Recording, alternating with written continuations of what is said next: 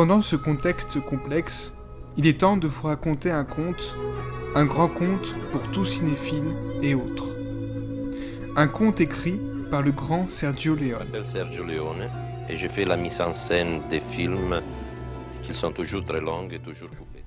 Ce conte termine un triptyque du cinéma. Je vais vous le narrer. Il était une fois en Amérique un certain Noodles, un homme qui retrace les moments clés de sa vie.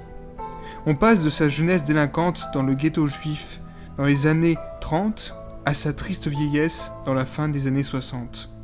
Cette fresque de vie est aussi une fresque historique.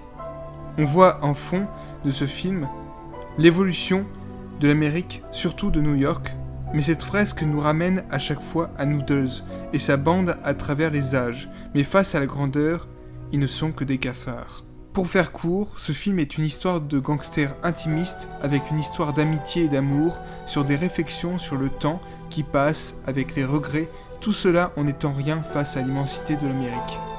Sublimé par un grand De Niro, un Morricone qui te fait pleurer et une réalisation d'un des meilleurs réalisateurs de tous les temps, quoi de mieux pour donner envie de regarder ce film?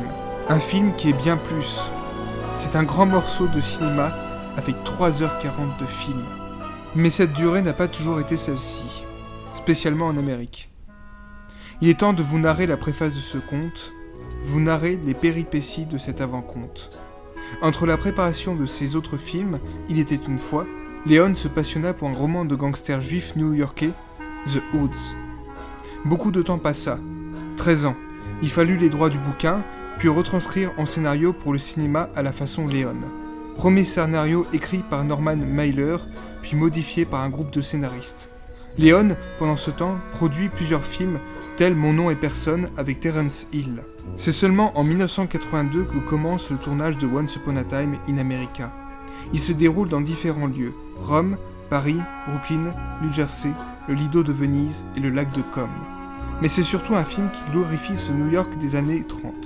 Un film tellement long qu'il devait être divisé en 2 films, comme l'étaient d'autres films aussi grands, par exemple Novecento avec encore De Niro.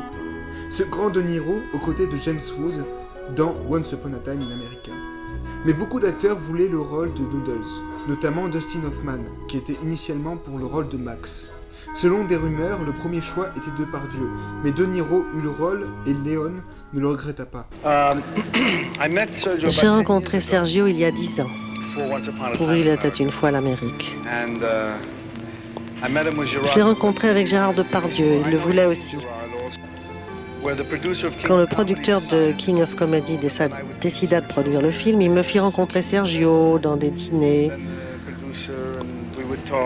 On a parlé, on a décidé d'y penser. Un jour, Sergio, sur plusieurs jours, m'a raconté l'histoire, puis me l'a fait lire. En fait, c'est son récit de 7 ou 8 heures qui m'a décidé. Pour Leone, Noodles était un personnage ordinaire, un homme comme tout le monde à cette époque, et De Niro a su l'interpréter avec brio. Il est un acteur caméléon, selon le réalisateur italien, et il fut son premier choix depuis qu'il l'a vu dans Mean Streets. Ce film nous fait entendre les plus belles mélodies de Ennio Morricone, qui fut importante pour l'acting des acteurs. Robert demanda même de tourner pendant que la musique jouait pour renforcer les sentiments voulus. Ce film devait durer au départ 4h20, mais la pression commerciale américaine le força à le découper pour avoir une durée de 2h45 en Amérique, en mode linéaire, et de 3h50 présenté en Europe. Assez paradoxal que le montage que Leone voulut au départ pour son film sur l'Amérique ne soit pas celui voulu par l'Amérique. Cela l'affecta beaucoup, et si on cherche bien, on peut comprendre pourquoi en analysant la mise en scène. C'est un film sur le temps, l'amour, l'amitié, la violence, le sexe, la tendresse, le regret. Ce film peut nous surprendre par la violence du début, lorsqu'on voit un meurtre dès la première scène, in medias res. On voit des scènes de sexe avec des enfants, et ensuite des scènes de viol exprimées par des plans significatifs. Noodles, lui, aime faire l'amour et en devient une obsession maladive et dangereuse pour lui. Mais ses relations sexuelles ne sont rien comparées à la relation amoureuse qu'il veut entretenir avec Deborah. Il y a plusieurs sens de lecture dans ce film. L'opium permettrait de rêver du passé comme du futur, et toute histoire serait en partie qu'un rêve. mais l'autre lecture qui est à notre sens la meilleure est celle-ci. On voit Noodles à travers plusieurs époques. On ressent la nostalgie de sa jeunesse et du commencement de son amitié avec Max, puis le regret des années suivies de la supposée trahison de Noodles sur Max, et de ses autres erreurs qu'il a commis. Or, il pensait bien agir, et en 1968, il décida de revenir comme Ulysse à ses sources pour y trouver des explications et le pardon. Donc ce film parle surtout d'amour, d'amitié et de regret. L'amitié qui est un thème central de chez Leone dans ses films. On peut même retrouver des clins d'œil à sa filmographie. Les éléments clés de sa filmographie, comme les moments violents, sont démystifiés. Ils sont ancrés dans un monde réaliste. C'est le film le plus réaliste pour Leone. Mais est-ce que ce film ne serait pas le plus intime pour Leone ?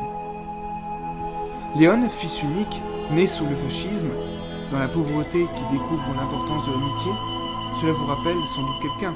De plus, l'endroit où l'opium est fumé est un lieu où il y a des spectacles de marionnettes, comme ceux que regardait Sergio enfant. Ne serait-il pas Noodles qui prend de l'opium et qui se met à retracer sa vie avec un peu de rêve, en plaçant l'action en Amérique et retraçant les grands moments de l'Amérique avec lui en protagoniste, et en démontrant que toute personne est un cafard à l'échelle de l'Amérique. Ce film s'appelle bien « Il était une fois en Amérique ». Mais si on creuse bien, ce film s'appellerait bien « Il était une fois Sergio Leone ». Et on finit cette belle histoire sous le plus grand sourire de Noodles, mais surtout le plus grand sourire de Leone, qui a pu enfin faire son œuvre ultime, intime comme testamentaire. À partir de ce jour, une grande page du cinéma se tourna, et on dira qui fut Sergio Leone.